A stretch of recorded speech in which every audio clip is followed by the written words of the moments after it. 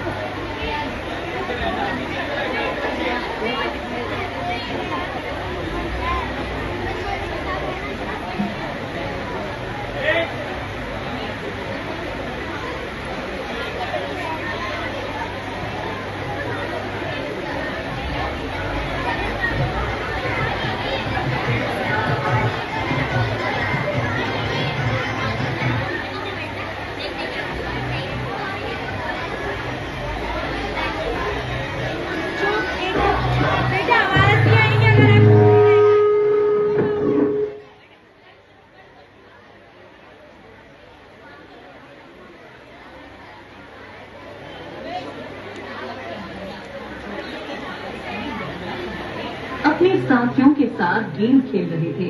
वे जानते थे कि कालिया नामक एक विशाल नाग ने जमुना में अपना डेरा डाल दिया था।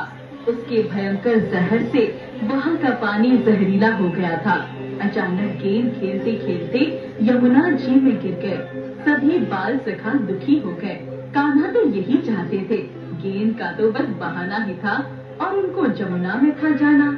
कान्हा, तुम्हारे हाथ से गेंद जमुना जी में चली गई। अब तुम ही बताओ कैसे निकाली जाए। अरे हाँ, यहाँ तो पानी बहुत गहरा है और सुना है कालिया नाग का पैरा है। तुम प्रयास करो, शायद गेंद मिल जाए। तुम तो तैरना भी जानते हो। नहीं नहीं, कालिया नाग आ गया तो मुझे डस लेगा। मैं जान जोखिम में डालने वाला नहीं। तुमने गेंद डाली है, तुम ही निकालो। मैं भी आज जमुना में नहाना चाहता हूँ, गहराई में जाना चाहता हूँ। तुम लोग चिंता मत करना, कुछ देर से आऊंगा। अरे कृष्णा, जमुना में मत जाओ, जल बड़ा गहरा है। यशोदा मैया को अगर किसी ने बताया तो हमारे ऊपर बड़ा संकट आ जाएगा। कन्हैया तो जल में ही जाना चाहते थे। उन्होंने आओ देखा न दाओ दौड़े और जमुना जी में कूद पड़े। उनके सखा ये देखकर चौंक गए। उन्हें ये आशा नहीं थी कि कृष्ण सचमुच ऐसा कदम उठा लेंगे।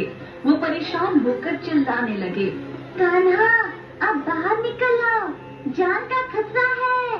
कालिया नाग बड़ा जहरीला है। कान्हा, हमें गेंद नहीं चाहिए। हम तुम पर कोई आंच नहीं आने देना चाहते। जल्दी से बाहर आ जाओ। सब बच्चे भय के कारण दौड़ते हुए यशोदा मैया के घर पहुँचे और उनको कान्हा के नदी में कूदने की बात बता दी। उनकी ये बात सुनते ही यशोदा मैया बुरी तरह डर गई और फूट फूट कर रोने लगी। यशोदा कुछ लोगों और बच्चों के साथ यमुना के तट पर पहुंच गई। कृष्ण अभी भी पानी के ऊपर नहीं आए थे।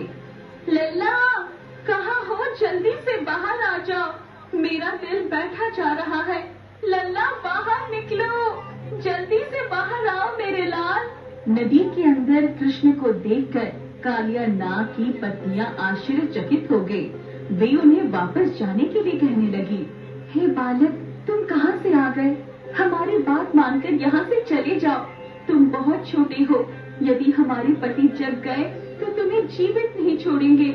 हमें तुम पर दया आ रही है, कृपया करके यहाँ से चले जाओ। मैं इस तरह से जाने वालों में से नहीं हूँ। मैं कालिया नाग से नहीं डरता हूँ, इसे जगाओ। हे बालक, धीरे बोलो, हम तुम्हारे प्राण बचाना चाहते हैं और तुम हमारे पति को जगाने की बात कर रहे हो। मैं तुम्हें फिर से कह रही हूँ, यहाँ से चले जाओ। अचानक पानी में तेज हलचल हुई और कालिया नाग जग गया। उसने बड़े गुस्से से कृष्ण को देखा। ये मूर्ख बालक, वो अपने प्राण देने के लिए यहाँ क्यों आ गया? जल्दी भाग जा यहाँ से। मुझे गुस्सा आ गया तो मैं तुझे नहीं छोड़ूंगा। हे कालिया, मैं कृष्ण हूँ, यहाँ